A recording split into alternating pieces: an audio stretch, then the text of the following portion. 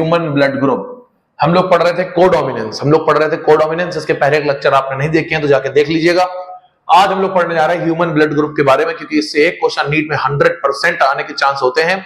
और वहीं पर अगर हम बात करें बोर्ड एग्जाम के बारे में तो यार 3 नंबर का बहुत ही अच्छा लॉन्ग क्वेश्चन आता है। तो स्टार्ट करते हैं ह्यूमन ब्लड ग्रुप के बारे में। तो हम कहते हैं जो ह्यूमन ब्लड ग्रुप है ये एग्जांपल है किसका? कोडोमिनेंस का। किसका एग्जांपल है बेटा? कोडोमिनेंस का। It is example of codominance. अगर हम और बात करें बेटा इसके बारे में तो हम कहते हैं कि जो human has gene I, human के पास कौन से जीन है? आई जीन है। और पता है इस आई जीन की ना 3 एलील होती है। कितनी एलील होती है? 3 एलील होती है, 3 एलील्स होती हैं। फॉर एग्जांपल हमारा क्रोमोसोम होता है तो एलील्स क्या होती हैं? Alleles are the alternative form of gene present on same locus on homologous chromosome. तो अगर एक क्रोमोसोम में यहां पर प्रेजेंट है जिसको होमोलोगस क्रोमोसोम होगा दूसरा, उसमें भी सेम लोकस यहीं पर प्रेजेंट होगी एलील। तो याद रखेंगे एलील के बारे में। और पता है इसकी जो 3 एलील होती है ना उसके नाम याद रखिएगा। जो आई जीन है, कौन सी जीन है बेटा? मेरे साथ बोलो। जो आई जीन है इसकी कितनी एलील है बेटा? 3 एलील है। कितनी एलील है?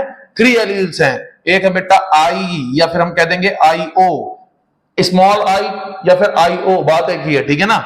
दूसरी बेटा आई ए और तीसरी है आई बी। चलो बताओ पहली कौन सी है? आई ओ या स्मॉल आई? दूसरी कौन सी है? आई ए। तीसरी कौन सी है? आई बी। बेसिकली जो आई ओ है ये ओ ब्लड ग्रुप के लिए रिस्पॉन्सिबल है। बेसिकली जो आई ए जो है ए ब्लड के लिए रिस्पॉन्सिबल है और आई बी किसके लिए है? बी ब्लड ग्रुप के लिए रिस्पॉन्सिबल है। ये कुछ छोटी मोटी बातें हैं, इसको नोट कर लो यार प्लीज। पॉज कर दो और नोट कर लो। चलो तुमने लिख लिया होगा तो बिना किसी टाइम को वेस्ट करे आगे बढ़ते हैं। अब देखो अगर हम बात करें ना यार तो देखो जीनोटाइप ऑफ ब्लड ग्रुप के बारे में। तो जब भी अगर आई ए मिलेंगी यानी दोनों आई ए जीन मिलेंगी तो भाई ए ब्लड ग्रुप बनेगा। अगर कॉम्बिनेशन आई बी का होगा तो क्या होगा? ए बी होगा। एक बात मैं आपको बता दूं, देखो यार होता क्या है ना, अपने पास बेसिकली ये जो हमारे पास एलील्स हैं, है ना, ये जो एलील्स हैं इसमें ए और बी क्या है? डोमिनेंट है। ये बात याद रखेंगे, इसके बाद समझाता हूं आपको, ठीक है। ए बी क्या है बेटा? डोमिनेंट है। और ये जो ओ वाली है छोटी सी है, चोमू सी है, बहुआ सी है, क्या है बेटा? छोटी सी है, चोमू सी है, बहुआ सी है, ये बेटा रिसेसिव है। क्या है बेटा? बोलो रिसेसिव है। तो ये कौन है? डोमिनेंट। और ये कौन है? रिसेसिव। तो ये बेटा कौन है? रिसेसिव। ये कौन है? डोमिनेंट। यानी जब ये इसके साथ होगी तो इसका इफेक्ट शो नहीं होगा अकॉर्डिंग टू मेंडल बाबा। अब बेटा स्टार्ट करते हैं इसके बारे में, जीनोटाइप ऑफ ब्लड ग्रुप के बारे में।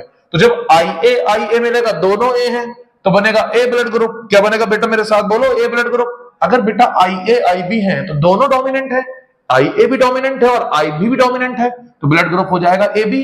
अगर बेटा आई ए और आई है तो ए डोमिनेंट हो जाएगा तो ए ब्लड ग्रुप हो जाएगा। अगर बेटा आई बी दोनों डोमिनेंट है तो बी हो जाएगा।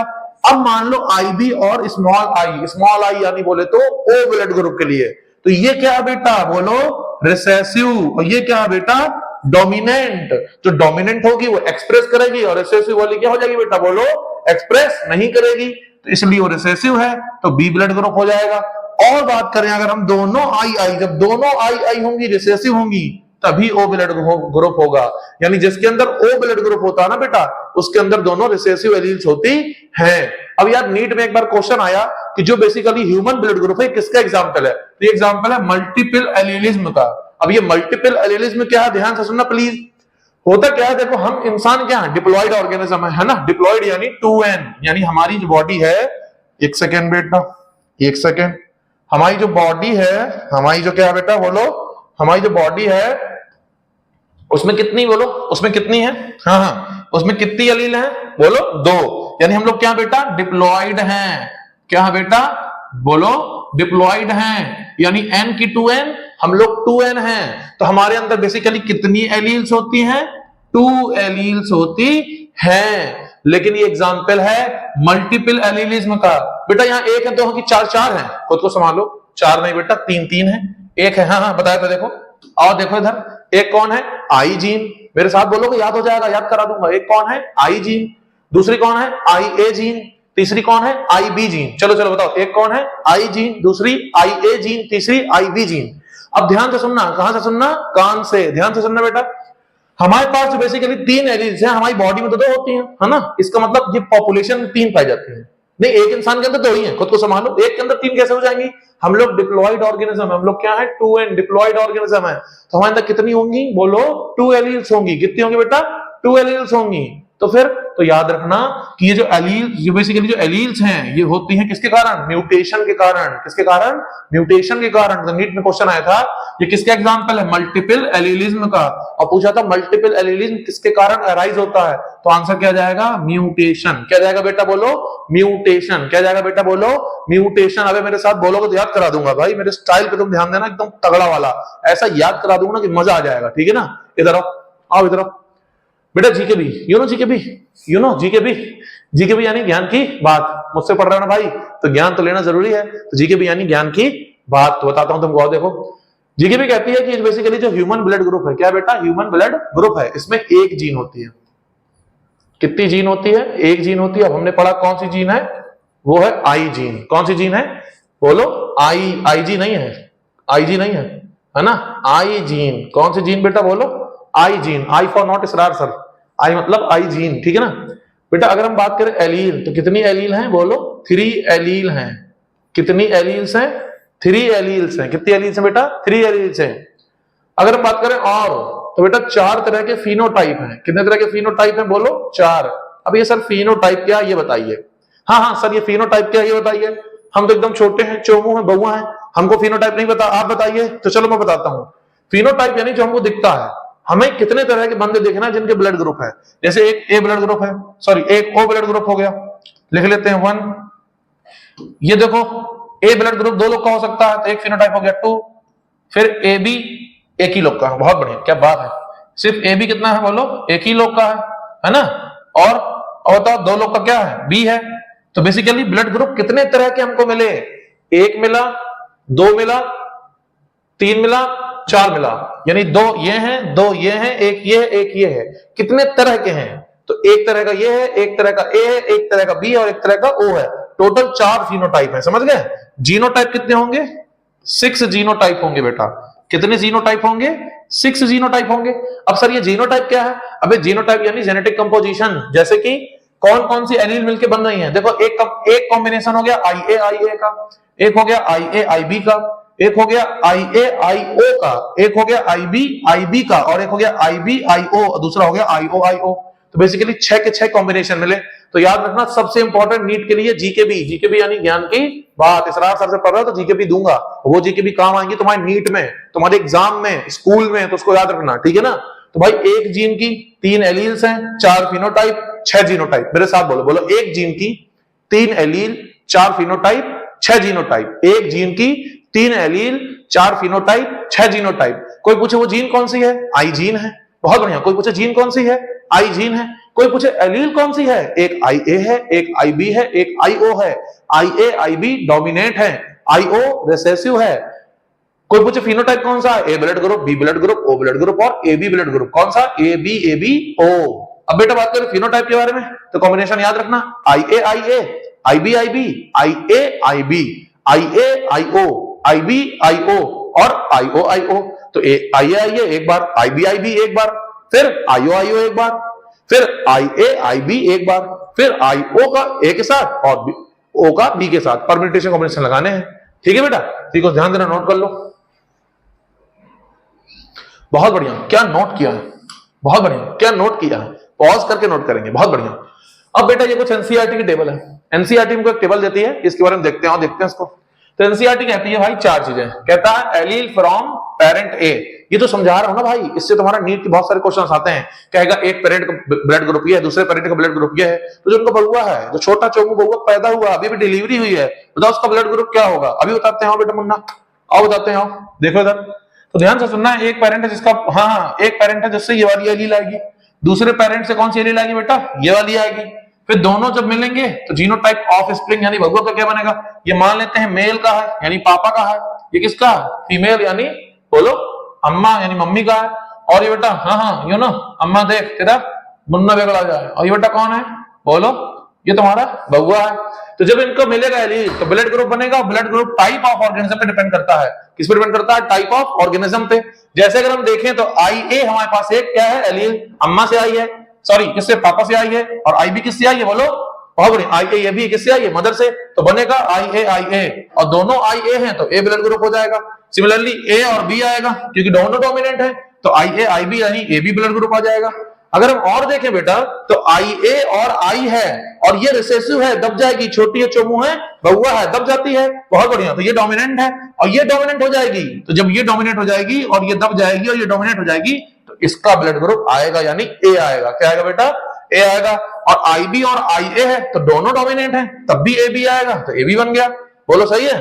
अगर बेटा बोलो, अगर बेटा फादर से IB, मदर से क्या आ गया IB, तो क्या बनेगा? B ब्लड ग्रुप बनेगा। क्या बनेगा बेटा? B ब्लड ग्रुप बनेगा। अगर B आया, बहुत बढ़िया, अगर क्या आया? B आया, क्या है बेटा? बोलो क्या है बेटा? B आया। अब B आया और IO आया तो B ब्लड ग्रुप, IO अगर आ गया तो O ब्लड ग्रुप। तो बेसिकली ये सारे के सारे कॉम्बिनेशन बन सकते हैं। लेकिन अगर आपको पिछली वाली झांकी याद है, क्या? एक जीन के 3 एलील, 4 फिनोटाइप और 6 जीनोटाइप, तो आप कर लेंगे अपना, आपको कोई दिक्कत नहीं पड़ेगी।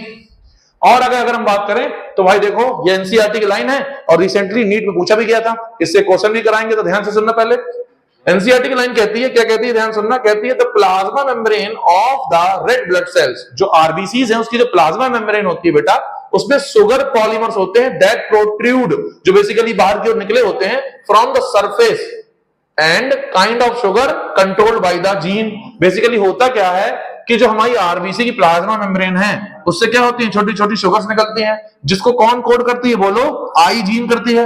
अब IA होगी तो IA वाली करेगी, IB होगी तो दूसरी करेगी, और IO होगी तो कुछ और करेगी, जिससे बेसिकली हमें अलग अलग डिफरेंशिएट आरबीसी पता चल जाएंगी कि कौन से ब्लड ग्रुप की होती है।